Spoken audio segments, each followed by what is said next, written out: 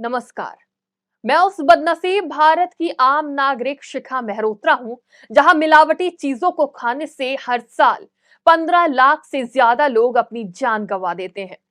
मिलावट से मौत के मामले में हम विश्व में दूसरे पायदान पर खड़े हुए हैं। डब्ल्यूएचओ के अनुसार खाने में मिलावट के चलते 200 से ज्यादा बीमारियां होती हैं। इसमें डायरिया से लेकर कैंसर तक शामिल है। विश्व में हर साल 60 करोड़ लोग फूड पॉइजनिंग के शिकार होते हैं।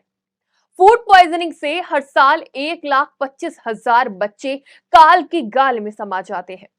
ये एक छोटा सा आंकड़ा है, ठीक उसी तरह जैसे आप खाने से पहले स्टार्टर लेते हैं। लेकिन आज का मुद्दा वो है जिसने हमें अंदर तक झकझोर कर रख दिया है।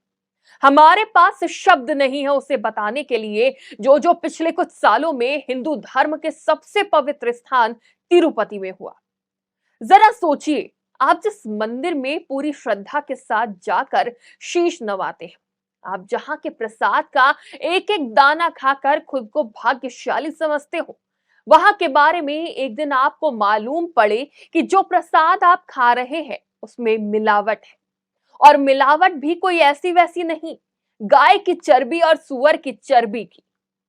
उफ, इस बात को करते हुए मेरे रोंगटे गुस्से में खड़े हो जा रहे हैं। मैं कल्पना भी नहीं कर पा रही हूं कि कैसे पूरे हिंदू धर्म के साथ इतना बड़ा द्रोह किया गया। और इंसान तो छोड़िए, भ्रष्ट इंसान ने चंद पैसों के लिए भगवान तक को नहीं छोड़ा। उसने देशद्रोह नहीं, देवद्रोह किया है। यह मामला महज मिलावट का नहीं है, यह मुद्दा है श्रद्धा का, आस्था का, भक्ति का, विश्वास का और भावनाओं के अपमान का। विश्वास के साथ घात का, भक्तों के साथ द्रोह का, हमारे देव के साथ द्रोह का, सीधे सीधे देवद्रोह का। इसके पीछे है इंसान का लालच, कमीशन की चाह, जिसने आज भगवान को भी नहीं छोड़ा।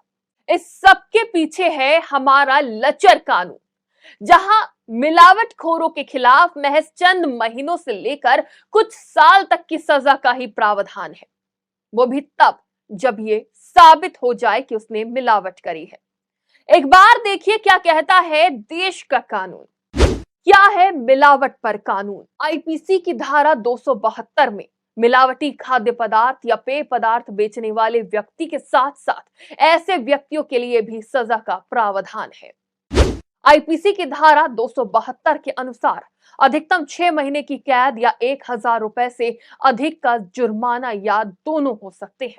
तिरुपति मंदिर दुनिया के सबसे लोकप्रिय और अमीर धर्म स्थलों में से है। यहाँ हर दिन करीब 70,000 से 1 लाख श्रद्धालु भगवान वेंकटेश्वर स्वामी के दर्शन करते हैं। इसका प्रशासन तिरुपति तिरुमाला देवस्थानम यानी टीटीडी संभालता है।